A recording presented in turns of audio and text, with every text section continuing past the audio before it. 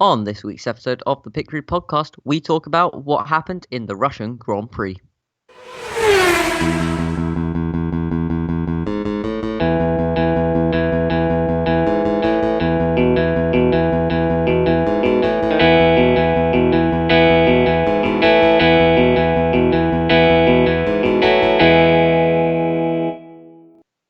Hello and welcome to the Pit Crew podcast. My name's Ed. This is my co-host Dylan.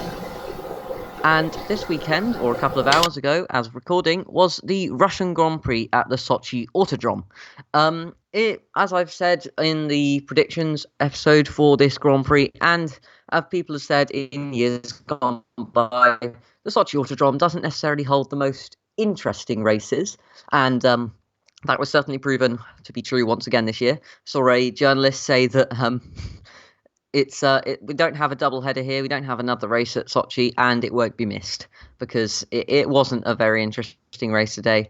Lap 1 contained most of the action, and the pre-race had quite a bit of action with Hamilton getting his penalties.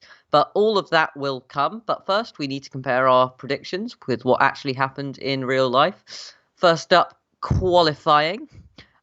Now, for qualifying, I predicted P1 to be bagged by Hamilton, P2 by Bottas, and P3 by Verstappen. What actually happened was Hamilton P1, Verstappen P2, and Bottas P3. So, not bad there. I mean, it's 1 out of 3. It's actually it's not great. Dylan, how did you do? Absolutely nothing. Got Bottas, Hamilton, Ricardo. Got 2 right people, wrong order. Yeah. So it wasn't that For great. once I beat you in this. For this one, yes.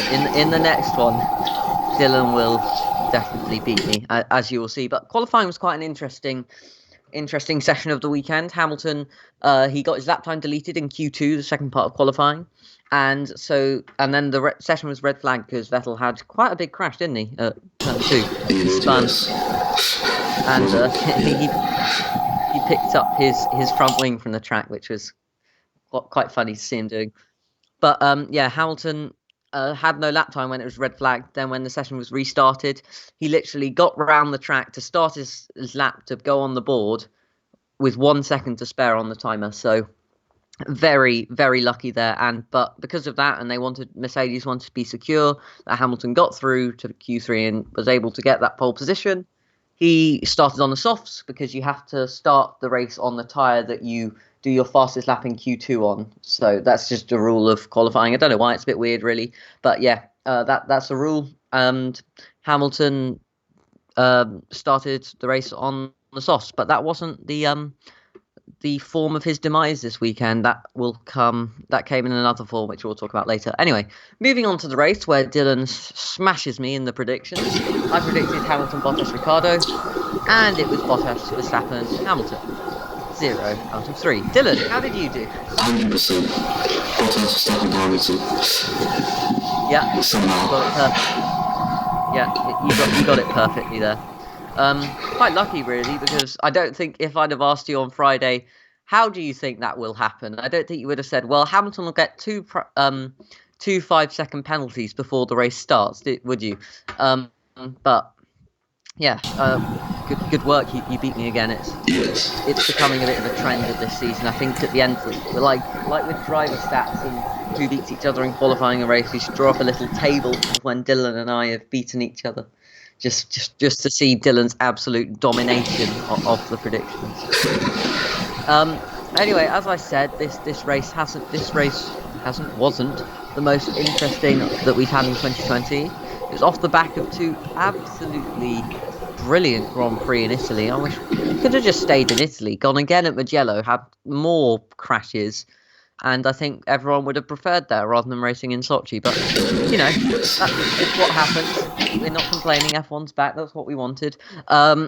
Anyway, some drivers did better than others. If we're gonna do a tier list almost of drivers. So, who do you think performed really well in this Grand Prix, Dylan?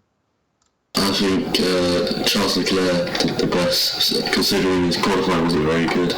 Starting 11th, he managed to get up to 6th. Yeah, that's good performance from Leclerc there. Also, I'd say Verstappen, although he did start second and finish second, he did put in a strong performance to maintain that with the two Mercedes around him. So yeah, I'd say Verstappen was up there. Daniel Ricciardo for Renault, I think he did pretty well, although he did start in the same place he finished. But I think Daniel Ricciardo was just an average performance. I'd say Charles Leclerc, good performance. Bad performance, probably Carlos Sainz, because he literally drove into a wall on lap 1 by taking the escape road off the corner because he got pushed off. And then, yeah, he just drove into a wall, and Lance Stroll got hit by Leclerc, but that wasn't his fault. Carlos Sainz, not the best day for him. George Russell, not the best day for him either. Not the best day for Lando Norris either. I think we could just McLaren in a tier on this list of bad performance. AlphaTauri did pretty well, 8th and 9th, not compared to their Monza win, but that was still pretty good. But yeah, some good performances, but also some pretty poor performances. But the majority of the good. Valtteri Bottas, I think it was just an average drive. I'd say. Would you agree with me by saying that the win was almost gifted to him, Dylan? Yeah, I think so. He did a good drive. Yeah, he did a good drive to maintain that and just, get that 7-second gap to Verstappen by the end of the race. But it was kind of gifted to him with Hamilton's penalty. And I mean, he just I think he was by himself for the majority of the race, apart from with traffic. So, and lapping cars, I think, yeah, it was kind of gifted to him. But I'd say Charles Leclerc, definitely driver of the day. If we're going to do the opposite of that, disappointment of the day, Dylan, who would you give that to? This car's still finishing the 7th time in a row. Yeah, it wasn't his fault so much it was yellow, but no, definitely. Although the valve area was a bit tight when he came back on, so yeah, I'd say pass Romain Grosjean, 17th. George Russell had a pretty poor weekend considering he started 13th because he got boosted by Nicholas Latifi's grid penalty to take him down to 20th for, I think, gearbox change or something. But yeah. Also, I don't know if you know, but Hamilton could have broken or equaled, I should say, the record of Michael Schumacher's 91 race wins in Formula One. But another record that was actually equaled today was that of Rubens Barrichello. He has got the most number of Formula One race starts, 322. Is that right, Dylan? 322. Yeah, 322. And he equaled that today, 322 race starts. You mean Kimi equaled it? Yeah. Don't know why Rubens would equal his own record again. That'd be pretty impressive. Kimi equaled Rubens' record, and yeah, Kimi's now got and is tying on the most number of race starts, and that's a very impressive record, considering that Kimi's been driving since forever, since the olden days when iPhones weren't a thing and everything. Considering he started driving, I think, like 2000, and if you say that the most number of races we've ever had in the season was supposed to be for this year's season, 22 in 2020, but technically it was 21 in technically the most number of races we've actually had in the season is 21 in 2019, but the most number is technically 22, and if you divide 322 by 22 you get 14.6. So even if every season that someone competed in had 22 races, it'd still take them 14 and a half seasons to equal that record with starting every race. That is incredibly impressive from Kimi Räikkönen. I don't think he didn't start every single race. Yeah, but that is incredibly impressive to have actually done. I think he didn't start 3 of them for some reason. I'm not going to go into that detail. But yeah, it's incredibly impressive to see. But I think Fernando Alonso maybe somewhere close to this. So when he comes back in 2021, if Kimi Räikkönen's not there and Fernando goes for a little bit with Renault, we could see it broken again. I'd like to, and Kimi might not have the record for that long after all, but I'd like to see who has the most number, the record for the longest held record in Formula One. That's a mouthful to say. I'd like to see that. I don't know what it is. It probably doesn't exist. It's not an official record, but just popped into my head, and I thought I'd go on about that anyway. What was the biggest disappointment of the race for you, Dylan? We've kind of touched on this, but not really. What was your biggest disappointment? I guess it just wasn't exciting. I don't think it was a certain driver. So you're just going to go for the whole race? The whole race being your biggest disappointment? Yeah. Okay. That one, as I said, could be the entire highlight reel. And before that, with Hamilton's penalties, basically, you're permitted to do practice starts with the clutch in the pit lane. But Hamilton went into the fast lane, which is when you exit the pit lane and get up to speed and then join the track. Hamilton decided to do not one but two practice starts there, which is illegal. His engineer told him that, which is weird. Because his engineer should know the rules. Not necessarily the driver, but at least his engineer should know the rules inside out. But yeah, his engineer told him to do that twice. And he got 2 5-second penalties for doing that and breaking the rules. And that basically gifted Bottas the win. That was part of the interesting race. That was a bit disappointing on Hamilton's side. But I'd say one of the biggest disappointments of the race was George Russell again. Disappointing for Williams. His qualifying is so much better than his race pace at the moment. I think the Williams car at the moment is just suited to that. You know, P13 to last. That's not good. P13, Dylan. I know you're waving P14 at me. P13 because Nicholas got a grip and is changing a gearbox. But yeah, I'd say that's one of the biggest disappointments. As Dylan said, the entire race. McLaren, very disappointing day. DNF and no points from Lando Norris after Lando Norris went too long on the hards after pitting in the safety car on lap 1 to repair some damage he got because he ran over debris after Carlos Sainz's incident because the McLarens were running very close together at the start of the race. And yeah, very disappointing day for McLaren as a McLaren fan to see them like that in the season where they'd be doing so well. Not good, but they're still, I think they're still third in the championship and McLaren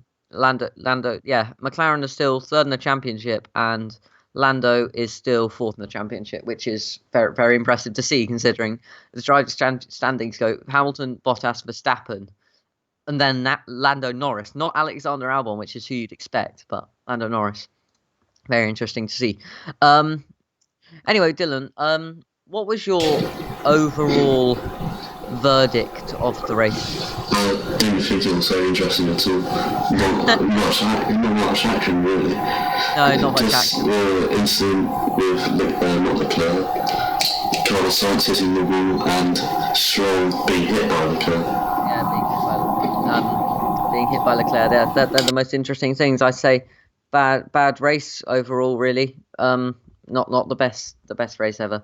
Yeah. Not much to say on that, as they say in interviews.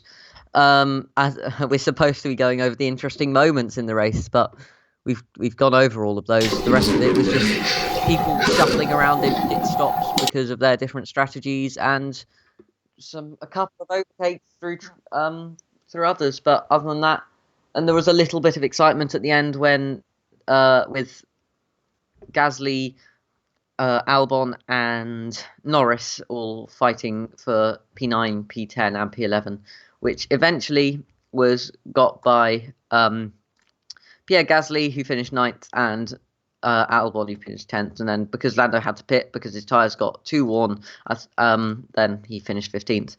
But that about brings us to the end of this week's episode of the Pit Crew podcast. We hope you've enjoyed listening to us talk about what was a pretty boring Russian Grand Prix, having a rant about the Russian Grand Prix being boring. The